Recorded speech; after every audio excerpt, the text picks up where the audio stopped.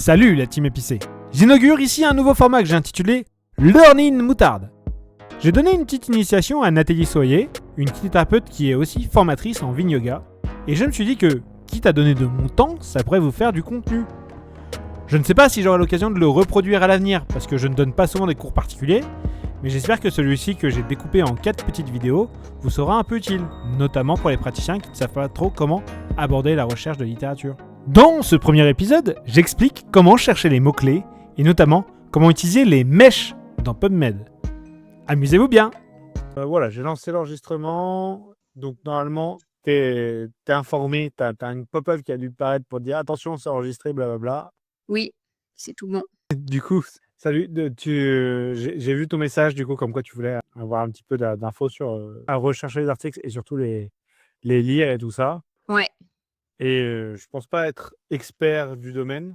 Enfin, je pense pas être. Mais je pense avoir des trucs en plus que t'as pas. Donc, du coup, si ça peut te donner un coup de main, ça, je te donne un coup de main. Ah ouais, carrément. On enregistre là comme ça. Si jamais il y a des choses intéressantes qui ressortent, tu pourrais publier comme ça pourrait peut-être servir à d'autres personnes. Est-ce que tu m'entends bien déjà, le son tout ça? Oui, oui, je t'entends très bien. Est-ce que toi, tu m'entends bien aussi? Ouais. Parce que pour le coup, moi, j'utilise que le micro de l'ordi.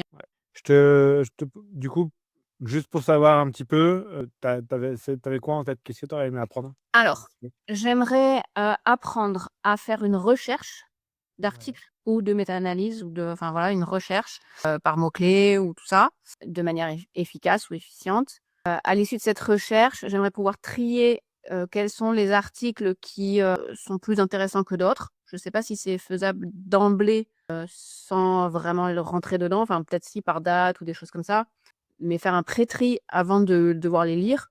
Et ensuite, une fois que je me lance dans une lecture d'un article ou d'une méta-analyse, essayer de pouvoir rapidement identifier si ça va être valable ou pas. Enfin, le degré, on va dire, de validité. Je ne sais pas si c'est tellement comme ça que ça se dit, mais est-ce que c'est un article qui est pertinent, qu'on pourra vraiment, dont on pourrait utiliser les résultats, ou est-ce que faut se poser la question de la pertinence de l'article, des résultats? Alors, ce que je te propose, c'est, tu avais des thèmes en tête là sur le yoga, il me semble, vu que c'est un peu ton domaine. Oui, alors attends, j'avais un thème en tête exactement quand quand je t'ai laissé la voice note, mais je m'en souviens plus parce qu'en fait, j'ai toujours des thèmes en tête. Je sais plus si tu t'en souviens. On va peut-être pas la réécouter parce qu'elle était un peu longue. J'aurais dû le noter. T'inquiète, je vais le retrouver, t'inquiète.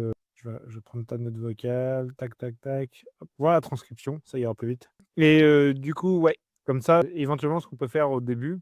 Parce que excuse-moi, je te coupe. En fait, j'ai des thèmes sur le yoga, mais si tu veux, moi, je fais pas mal le rapprochement. Et c'est aussi ça que j'aimerais vérifier. Est-ce que c'est pertinent ou pas, ma manière de raisonner, par rapport à tout ce que je vois actuellement passer comme contenu santé sur des comptes que j'estime être pertinents, tu vois, et où je vois justement que il y a des messages qui ressortent et qui en fait viennent confirmer, je suis pas sûre que ce soit le bon terme, mais en tout cas, oui, enfin, on va dire confirmer, moi, ce que j'ai appris avec le yoga. Et du coup, sans forcément utiliser un article sur le yoga, qui parle du yoga, dire: «Bah, voilà, dans le yoga, moi, j'utilise cette technique parce que, c'est comme ça que j'ai appris le yoga, et il se trouve que cette technique, elle est actuellement soit étudiée, soit potentiellement validée par la science». Bonjour Anthony, je m'appelle pour te faire une Non, du coup, ouais, excuse-moi. et si tu me mets en accéléré? Bah, en fait, tous mes vocaux, ils sont en accéléré automatiquement en lecture. Du coup, pour te répondre, ouais, je vois un petit peu ce que tu as dit, tu vois. Là, dans la note vocale, tu as dit justement, c'était est-ce que les exercices ont des intérêts sur la psychologie? Ah voilà, oui, c'était ça. C'est, est-ce que le fait d'utiliser son corps aurait, un impact positif sur, l'aspect psycho-émotionnel? Et est-ce que le fait d'utiliser, des exercices plutôt mentaux et non pas physiques serait pertinent sur l'aspect physique? Et c'est ce qui ressort un petit peu actuellement sur tout ce qui est entretien motivationnel, sur ce qui est, la psychologie de la douleur, tout ça, en fait. C'est ce que moi je retrouve et c'est ce qu'on fait en yoga, mais sauf que j'aimerais pouvoir, essayer de faire un pont entre les 2 mais qui soit cohérent, quoi. Pas que ce soit pas moi qui l'invente, quoi.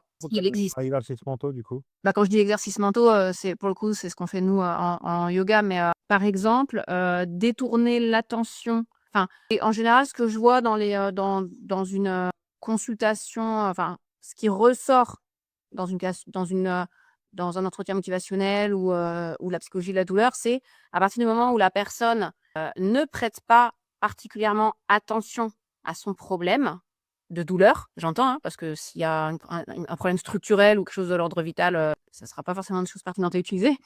Mais à partir du moment où il y a une douleur chronique dont on ne connaît pas l'origine et dont on a enlevé tous les red flags et qu'on se dit, bah, en fait, il n'y a rien de grave, il faut juste apprendre à cette personne à ne plus avoir mal, si je vulgarise, et ben, on va essayer de travailler sur, à un moment donné, détourner son attention de ça en la tournant vers qu'est-ce qu'elle a de positif dans sa vie, qu'est-ce qui a du sens pour elle, qu'elle va pouvoir nourrir, de manière à s'éloigner en fait du cercle vicieux de la douleur.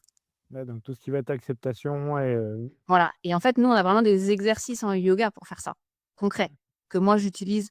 Et en fait, je me dis, bah, je suis en train vraiment de voir que ce que j'ai étudié, moi, dans ma formation de yoga et de yoga spécifiquement adapté à la santé, en fait, plus je plonge dans les contenus santé officiels, on va dire, plus je me dis, mais en fait, enfin, je suis contente, en fait. Je me dis, mais c'est cool parce qu'en fait, ça se contredit pas. ouais, C'est d'accord, c'est c'est cohérent, en fait. il y a des convergences. Voilà, complètement. OK. Alors, c'était OK? Tu serais OK, tu as le droit de dire non, hein, mais tu serais OK que genre, tu me montres quand tu pratiques une recherche? Genre là, on se fixe un thème. Bah oui, si on peut partir de moins en dessous de 0, je veux bien. Si tu veux avoir un bel exemple de quelqu'un qui sait pas faire, avec plaisir. Bah, comme ça, en fait, moi, d'une part, ça va me enfin, d'une part, moi, je vais voir ce que tu sais pas faire, donc tout ça et c'est le cas pour ça Carrément. et d'autre part, ça va m'aider à cadrer le truc, genre dire: «Ah oui, il faut peut-être que je lui parle de ça. Ah oui, tu lui parles de ça. OK». Non, mais carrément, carrément. Donc et ce que tu sais faire aussi, c'est bien aussi de le voir. Donc Oui, s'il te plaît, tu partages ton écran, tu partages un truc, et tu fais la recherche. Ça peut être dans alors attends. Med, mais ça peut être dans Google, ça peut être dans n'importe où, hein, ouais. Non, je fais dans PubMed en général quand je cherche quelque chose, hein. Ouais? Enfin, oui, je vais toujours sur PubMed pour refaire une recherche. Je fais partager, c'est ça que je dois faire? Partage du contenu?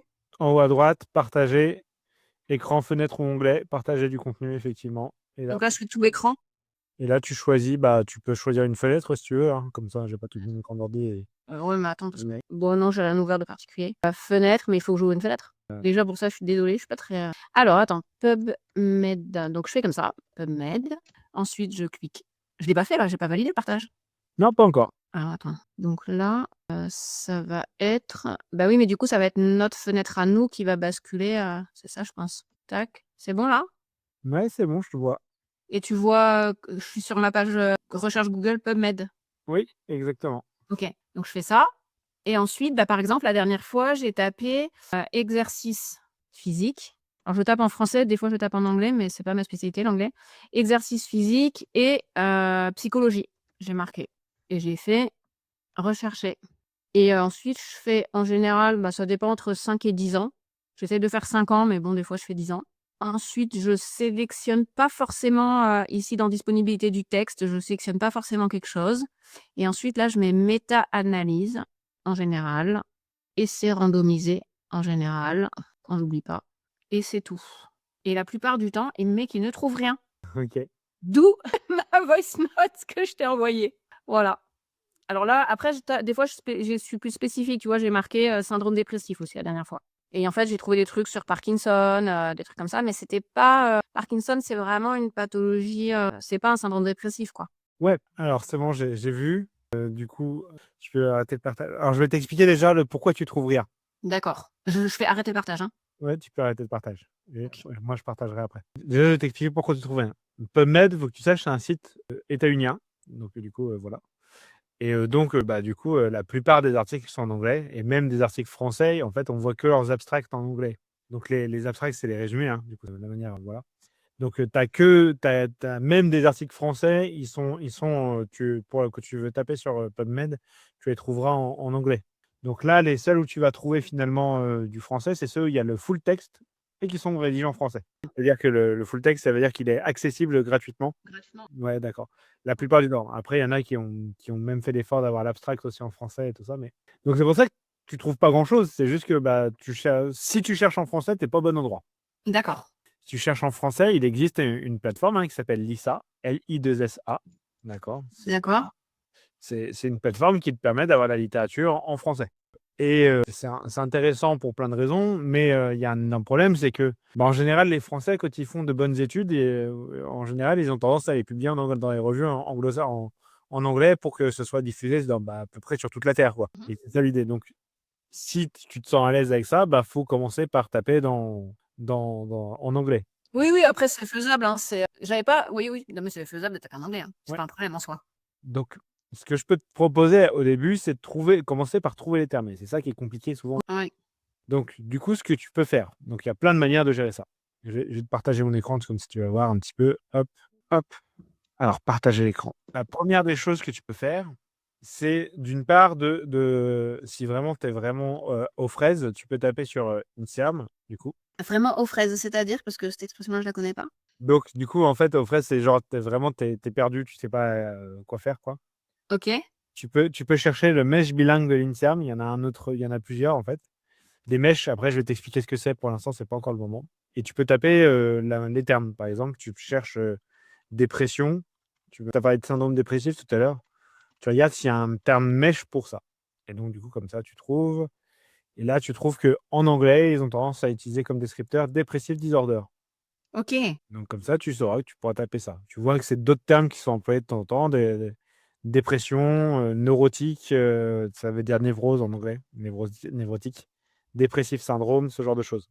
D'accord. OK? Et Donc oui, ça, après, comme c'est ça, si c'est ça. plié qu'il faut taper. OK. Et comme ça, là, après, tu n'auras plus qu'à taper dépressif disorder, ce genre de choses. Note bien que j'ai écrit syndrome dépressif et que lui, il m'a trouvé que en fait, le vrai descripteur, c'est pas syndrome dépressif, mais trouble dépressif. Donc, même en français, ce serait pas syndrome dépressif qu'il faudrait taper, ce serait trouble dépressif. Trouble dépressif. OK, voilà. Donc, il y a toute une arborescence. On va voir si on peut la. En fait, en gros, pour que tu comprennes, parce que je vais t'expliquer ce que c'est qu'un mesh, du coup. En gros, il y a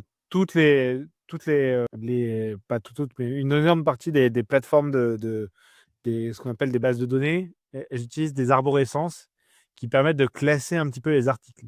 Ce qui fait qu'en fait, chaque article, il va être classé selon dans une branche précise. Souvent, c'est fait manuellement. Je ne sais pas si avec l'IA, ça a été changé, mais en tout cas, à une époque, c'était fait manuellement. C'était mis à jour genre tous les mois. Les gens regardaient les nouveaux articles et les classaient dans la branche. Donc, du coup, par exemple, tu as une branche anatomie. Dans cette branche anatomie, tu as genre le système cardiovasculaire. Dans le système cardiovasculaire, tu vas avoir les vaisseaux sanguins. Dans les vaisseaux sanguins, tu vas avoir les vaisseaux rétiniens. Hop, voilà. Et tu vois que là, hop, tu arrives aux mèches rétinales artéries, tu vois. Et donc, c'est pareil pour tout. Donc là, ça, c'est les mèches de. Alors, je suis toujours sur syndrome dépressif, hein. Je sais pas si tu partages un autre écran. Ah oui, j'ai partagé un autre, mais du coup, effectivement. Ouais, parce que je te voyais et que j'entendais cliquer, mais ouais, voilà, OK, c'est bon. Donc là, ici, là, voilà, tu es sur l'arborescence, là, où je te disais. Et donc, tu vois, sur le côté, là, tu as toute l'arborescence.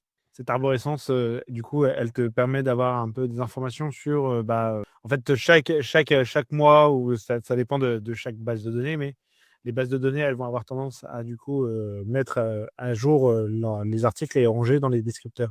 Et donc, du coup, par exemple, tu as le descripteur anatomie là que je t'avais dit, tu as par exemple le descripteur appareil locomoteur, et tu peux mettre muscle, et là, tu peux mettre muscle Ah, donc squelettique. tu sélectionnes, en fait, en affinant progressivement, Ouais, t'es pas obligé de faire comme ça, d'accord? Tu peux taper directement le terme. C'est juste que du coup, là, en fait, chaque article est rangé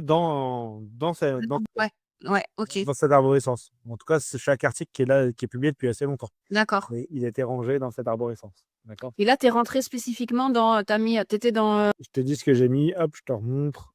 Je te remets le partage de la bonne fenêtre. J'ai tapé Mesh Inserm, d'accord? Faut que tu saches qu'il y en existe plein des trucs comme ça. Tu as aussi Etop U, je crois, il me s'appelle. Et hop. C'est des trucs qui sont bilingues. Et donc, je t'ai dit, en fait, chaque truc a sa propre arborescence. Ouais. Là, par exemple, si tu tapes syndrome dépressif, tu vas voir que, hop, donc là aussi, ça s'appelle trouble dépressif, tu vois. Dépressif disorder. Et donc, là, je ne sais pas si on peut avoir dans Etop, je ne m'en suis pas servi. Ah oui, la hiérarchie. Donc là, tu vois où c'est rangé. Donc là, c'est rangé en psychiatrie et psychologie, là, tu vois. Tu peux aller dans toute l'arborescence. Et là, du coup, tu vois que c'est rangé comme ça ici. Anatomie, anthropologie, catégorie sciences. Tu vois, c'est pas exactement les mêmes catégories que ici. Oui, mais en tout cas, c'est le principe est le même. Après, c'est peut-être rangé un peu différemment, quoi. Exactement. Anatomie, organisme, maladie. Et c'est pour ça que je veux que tu saches, c'est pas un truc universel. Parce que des fois, tu vas pas comprendre pourquoi ça marche pas. OK. Et donc, PubMed a aussi sa propre arborescence. D'accord. OK, donc si tu vas sur PubMed, hop, je te partage l'écran ici. Tu vas sur PubMed, tu peux voir que tu as une base de données mesh en bas là. Tu vois où je suis? Oui. Ah oui, ouais. OK, donc tu peux taper dedans et tu peux voir, regarder. Donc là, par exemple, on a vu tout à l'heure Depressive Disorder. Et donc là, tu peux voir qu'il y a Depressive Disorder. Et si tu veux, tu peux même, depuis là, l'ajouter directement à ton champ de recherche. Et tu vois, là, ça va chercher Depressive Disorder, mais non seulement ça cherche Depressive Disorder, ça va aussi chercher le mesh. Donc, je vais t'expliquer un petit peu après ça, des tags, ça s'appelle. D'accord. Ok, donc là, du coup, tu vois que ici, tu as un mesh, tu as une arborescence qui est différente, encore une fois. Tu vois, là, tu as anatomie, mais ça commence par diagnostic thérapeutique, analytique, ce genre de choses. Mais tu as grosso modo, l'arborescence, c'est pas toujours le même ordre, mais tu as grosso modo les mêmes catégories qui ressortent. Et du coup, voilà, ça te donne des informations. C'est intéressant. Pourquoi? Pour un autre truc, c'est que toi, tout à l'heure, tu voulais chercher, c'était quoi? C'était exercice. Oui, exercice physique ou activité physique ou tout ce qui est en lien avec l'utilisation du corps, en fait. Ouais. Tu vois, le fait. Je te montre un truc. Du coup, dans PubMed, tu peux voir qu'il y a plusieurs fois il y a plusieurs mèches différents pour l'exercice. Tu as l'exercise, d'accord, ici. Donc, c'est l'activité physique, d'accord, utilisée régulièrement, blabla, voilà, ce genre de choses, pour entretenir la santé et la forme physique. Et tu as un autre truc dans PubMed qui est l'exercise therapy. Et c'est pas la même chose. Là, c'est un plan d'activité physique utilisé dans des buts thérapeutiques. Et toi, c'est plutôt ça que tu cherchais tout à l'heure, je crois. Je suis pas sûr. Je suis pas sûr que c'était. Là, même moi, je peux même pas te confirmer. Il faudrait que je puisse voir dans quelle modalité, enfin, qu'est-ce que dit l'article pour voir est-ce que ça correspond à ma recherche ou pas. Ouais, bah on va regarder les deux, comme ça tu verras. Et comme ça tu sauras. Donc tu vois, il y a ta exercise movement technique, sports exercise. Tu vois. C'est d'autres mèches qui peuvent être différents. Je sais pas si c'est clair pour toi. Oui, parce qu'en fait, je pourrais aussi taper syndrome de troubles dépressifs et sport Ouais, et voir exactement. est-ce qu'ils ont réussi à établir une corrélation ou un effet de l'un sur l'autre ou de l'autre sur l'un. Donc là, on va regarder. Je t'ai mis les deux. Là, je t'ai mis exercise therapy et le syndrome dépressif. Et ce qu'on va faire, c'est qu'on va prendre les mêmes feats que tu avais. Alors, la limite à 5 ans, je la trouve pas spécialement pertinente.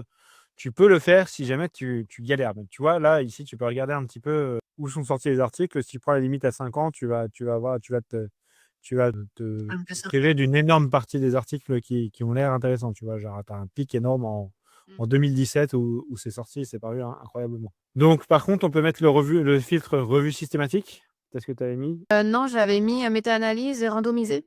Et revue systématique, ça correspond à quoi du coup? Il faut que je t'explique un peu tout ça. On va le Ouais. faire un peu. La terminologie, ouais, je veux bien. Ouais. Et tu vas avoir besoin de la terminologie de manière à un moment parce que c'est comme quand tu vas au supermarché, si je te demande de me ramener un joujou là, dans quel rayon tu vas aller, bah tu sais pas. Donc du coup, tu vas galérer, tu vas passer un temps infini dans le magasin et en fait, j'ai raconté n'importe quoi, ça n'existe pas le joujou là. Donc là, si tu prends enfin, je crois pas, je sais pas. Je connais pas en tout cas. Oui, mais en tout cas, je sais pas dans quel rayon aller chercher. Bah, c'est pareil, là, il faut que tu saches ce qui existe pour savoir où aller chercher. Donc là, avec le filtre méta-analyse, tu vois que tu n'as que 37 résultats, ce qui est très bien. Je vais dire, c'est pas mal quand même. Ouais, bah, 37, c'est bien, hein, ça te permet tu peux rajouter d'autres trucs et tout ça, mais avec là, les mèches et le truc là, tu n'as que 37 résultats. Les filtres appliqués, là, j'ai mis méta-analyse, tout ça. Ce que tu peux faire si tu veux, donc moi, j'utilise une extension qui me permet de sortir les abstracts comme ça.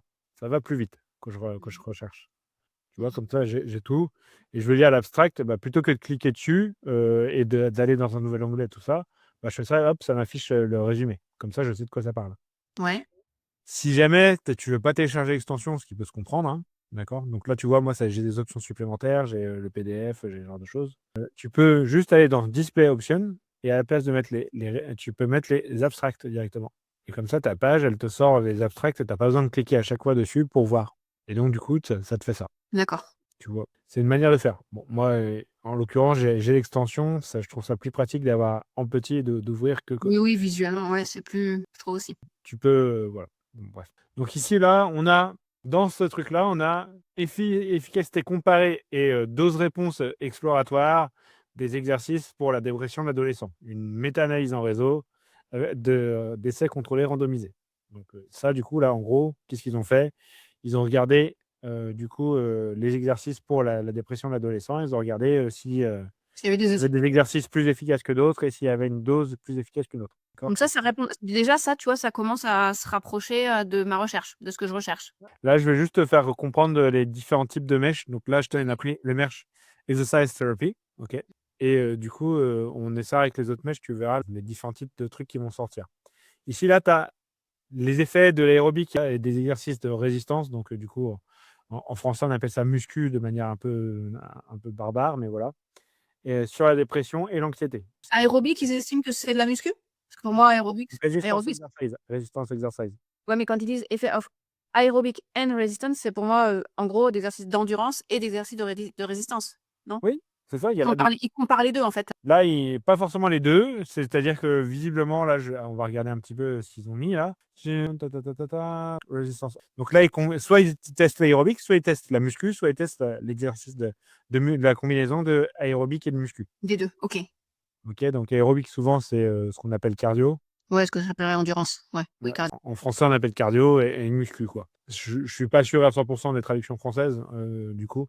Dans tous les cas, je suis sûr que quand on dit muscu, on pense souvent à resistance exercise Oui. et que c'est pas bien parce que bah, du coup, c'est pas toujours de la musculation. On peut faire des exercices avec Ouais. des poids sans un genre de choses. Ouais. C'est ça le truc, tu vois. Donc bah, là, tu vois, ce genre de choses, c'est vérifier quels effets ça a sur la dépression. D'accord. Du coup, tac, tac, tac. Hop. Donc là, pareil, les effets, c'est une revue systématique qui teste les exercices et qui voit les effets des exercices sur la dépression, sur les syndromes dépressifs, ou les troubles dépressifs plutôt, chez les gens qui sinon sont en bonne santé, tu vois. Donc ça, c'est des trucs que tu as quand tu tapes exercise, thérapie. Et à la place, là, on va remplacer par exercise. Donc tu as des articles qui se recoupent, tu vois. Donc là, celui-là, on l'a vu tout à l'heure, hein, l'efficacité comparée. Là, tu as plus de résultats, tu as 38 du coup. Et en l'occurrence, je crois que c'était celui-ci, on l'avait aussi tout à l'heure. Celui-là, on l'a parlé. Donc les deux, vraisemblablement, ça correspond à ta recherche. OK. D'accord. Lui, il est plus large.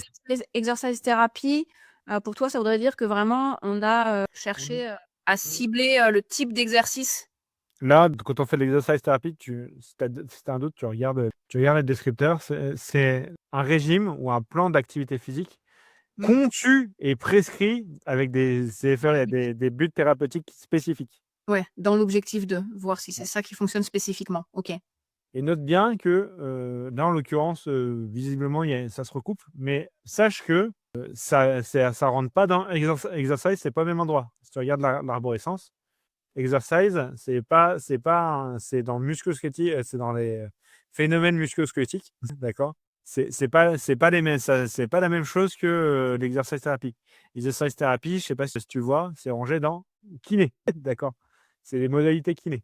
Ouais, après, est-ce que, ma question va peut-être paraître, naïve, mais, je sais même pas tellement comment la formuler parce qu'elle est pas très claire même dans ma tête, mais c'est encore une fois, ce débat des spécificités, ça veut dire comment dire? À un moment donné, c'est pour moi, ça paraît évident que si tu connais, un patient, que tu as fait un bilan, que tu l'as évalué, tu vas choisir des exercices qui, selon toi, par rapport à ton expertise, vont être les plus pertinents par rapport à sa problématique.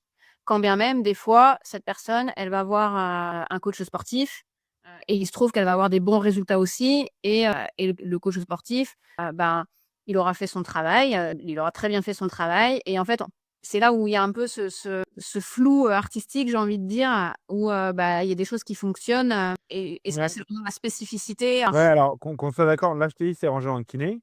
Ça veut pas dire que tous les articles qui sont dedans ne concernent que les kinés. Il y a des chiros, par exemple, qui vont sortir dans Physical Therapy Modality. C'est juste que eux, ils font pas de politique. Enfin, un petit peu, tu vois, mais c'est pas politique. C'est genre pour classifier, ils ont dit bah voilà, c'est de la kiné. Enfin, c'est de la kiné. C'est des modalités de kiné. On range ça là-dedans, quoi. C'est des exercices thérapeutiques. Ils disent pas, oui, ils ont pas rangé ça dans le chiropractic modalities, mais ça aurait pu être dans le chiropractic modalities. Ils n'ont pas mis ça dans exercise physiologiste, parce que du coup, il y a dans certains pays, les gens, ils s'appellent physiologistes de l'exercice. Bon, bref, je vais te faire la liste de tous les termes, mais voilà. Donc eux, ils n'ont pas fait de politique, ils ont juste rangé ça là-dedans. Peut-être que c'est politique, éminemment, d'avoir rangé ça là-dedans. C'est juste une manière de catégoriser, en fait, c'est ça? C'est exactement. D'accord. Donc là, tu vois donc la Le différence, fond, c'est que on évalue ça comme différent alors que tu vois la différence que du coup, là, quand tu vas utiliser le mesh exercise therapy, du coup, quand tu vas utiliser ce mesh-là, tu vas avoir que des trucs thérapeutiques qui sont rangés dans un truc thérapeutique, genre de la kiné, genre de la chiro, ce genre de choses, quoi. Et quand tu vas taper exercise, tu peux aussi avoir des études où c'est pas des méta-analyses, où tu peux avoir des études observationnelles où tu regardes s'il y a des gens qui font de l'activité physique de manière générale et symptômes de dépression, ce genre de choses. S'il y a un impact ou pas. Et là, c'est pas des exercices prescrits, c'est voir si l'activité physique a un effet sur la dépression ou pas. Tu vois. Mmh. Et pourquoi je distingue les deux? Parce qu'on pourrait croire que l'activité physique, c'est plus large et que donc, du coup, ça vaut plus l'employer. Bah, dans certains cas de figure, tu auras des études qui vont passer à l'as si jamais tu rates ça. Voilà, tu vois. D'accord. Et donc, pourquoi je t'ai demandé un thème précis? C'est parce que là, tu vois que finalement, je te parle pas de la recherche en général. Je t'ai parlé de la recherche sur l'exercice thérapeutique, tu vois? Ouais, ouais. Parce que c'est en fait le préalable à tout en fait recherche, c'est un peu comprendre le champ de recherche. Faut que tu comprennes un petit peu ce qu'est le domaine et ce genre de choses. Donc ce que je te recommande fortement, avant de te lancer dans une recherche de la littérature, avant de chercher les méta-analyses et tout ça, c'est de lire des revues narratives. Et hop, je m'arrête brutalement ici parce que du coup, on va entamer un nouveau chapitre. Donc je vous le garde pour la prochaine fois. Si vous voulez pas le rater, abonnez-vous. Et si ça vous a plu, laissez un petit commentaire, mettez un like, tout ça, c'est bon pour le référencement YouTube. Et puis juste, moi, ça me fait plaisir de vous lire. À plus!